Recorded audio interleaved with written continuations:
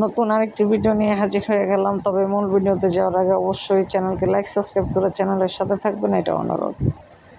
মেয়েকে চেনা যায় যৌবন বয়সে।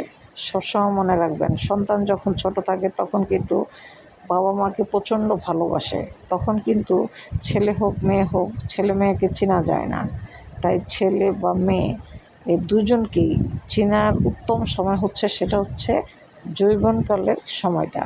আপনি দেখবেন যৌবনকাল যখন আসে তখন একটা ছেলে বা মেয়ে বাবা মার থেকে তার প্রেমিক বা প্রেমিকা এদেরকে প্রাধান্য বেশি দেয়। তখন বাবা মার কথা শোনে না, তখনই সন্তানের আসল রূপ বাবা মার সামনে চলে আসে। এই জন্যই বলে যে যৌবনকালে কন্যা সন্তান বা ছেলে সন্তান হলে যৌবন বয়সেই তাদেরকে চেনা যায় যে তারা আমার কতটুকু উত্তম সন্তান।